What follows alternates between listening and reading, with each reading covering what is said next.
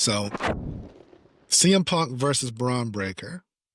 I hit the pause button right before the entrances, and I saw like, oh shit, there's like 30-something minutes still left. So I'm thinking either I'm going to get a nice, long match with a great story, potential banger, or something big's happening at the end because we thought Chris Jericho was going to show up, right? And I didn't think they would have Chris Jericho show up during the match. I don't want to fuck finish like that. But what we did get was, a very long championship main event. Yeah. But what were your thoughts on the match? I'd say like a B-. I'll give it a B. I thought it was a good match. I didn't think it was great, but I thought it was good. Yeah. Like I said, I called it, so I was like, no, I don't think CM gonna lose it that quick. But it kind of had me a little worried. I'm like, damn, is he gonna lose it? You know what I'm saying? So I think they did a good job with that. I like the storytelling behind it. CM Punk came out with the CM jacket or whatever, the Michigan jackets or whatever. He had put a C in front of it, and he had the Steiner's colors on too with his trunks and his boot guards. I thought that was super dope, man. Not to cut you off, but did you notice what Bron had on? His gear. Yeah, the black and red. Do you know why? No, I missed the story plot behind that. I'm thinking it's just some underground internet shit. Recently, Kevin Nash was making some criticisms on CM Punk about CM Punk wrestling in a shirt and looking slow and things of that nature. Bron Breakker wearing blatant Wolfpack colors with the Outsiders font on his gear. Okay. I missed that part. CM Punk had wrestled on TV wearing a shirt a couple Raws ago, and Kevin Nash on this podcast made a comment like, hey, you're the world champion, but you're wrestling in a shirt, and that his punches look slow. It might be time for him to, CM Punk's time might be up. They were saying that Bron should beat Punk in that match. And then there was this video floating around at a live show with CM Punk teasing the crowd about taking his shirt off. It was in a match with Bronson Reed, so he just kept teasing, taking off his shirt, getting the crowd hype. Then he took off his shirt, and underneath it was another shirt. That's pretty funny. I'm sorry. Yeah, so they're just trolling each other back and forth, things of that nature, right? Yeah. So I just thought it was cool. Here comes Bron Breakker wearing the Kevin Nash Outsider-themed gear. Here comes CM Punk wearing the Steiners-themed gear. Main event match, first Raw of the year for the championship. I thought it was just pretty dope on some internet underground shit. I thought the match was good. Bron was beating his ass. CM Punk was hanging in there, which is the way the story should have been for that match. Yeah. CM Punk should be getting his ass whooped by a 20-something-year-old man who can hit the ropes at 23 miles per hour. Yeah. And the one spot that alarmed me was when Bron went for that Breakensteiner, and bingo. You would think. So I looked at it at a couple ways.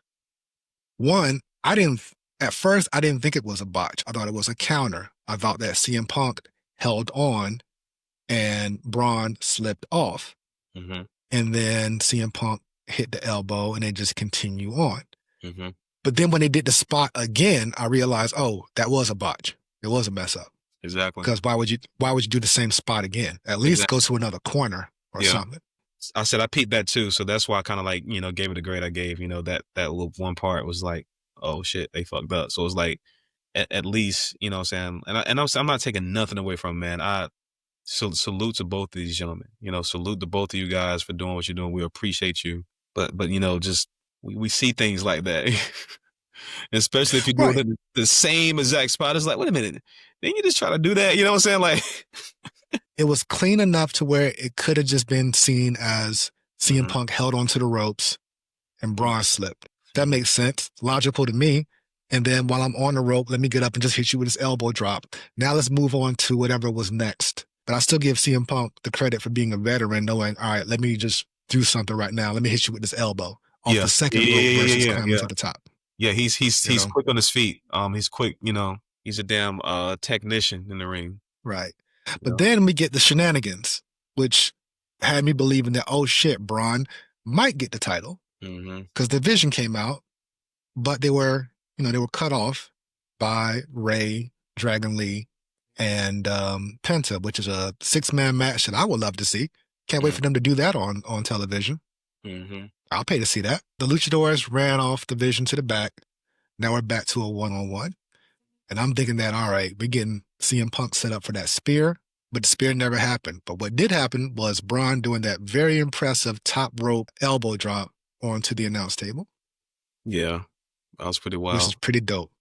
So at that point, I said, okay, once we get CM Punk back in the ring, he's definitely going to eat a spear and get pinned. And I'm still thinking like, okay, Jericho's not going to show up now, ref bump or not. We're not going to have the full countdown pyro music with all this calamity going on.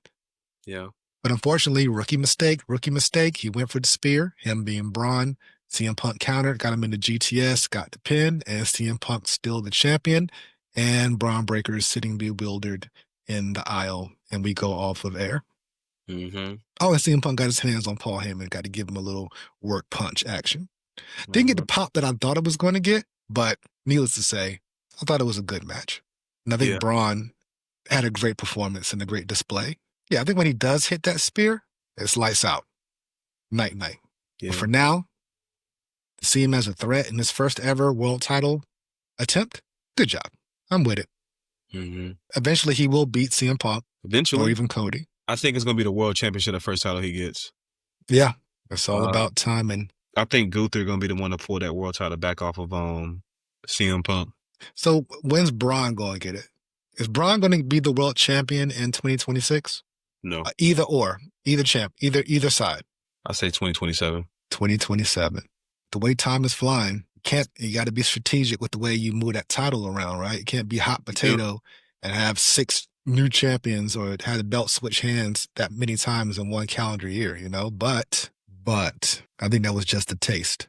It was. It was, they wanted to see how the crowd reacts to it, man. You know, it was like like you said, a test. It was like a little test phase. Like, oh, let's see what they do, you know? Like I said, they even had me on the edge of my seat. I'm like, man, is Punk gonna lose it? You know what I'm saying? And then so many ways this can go, right?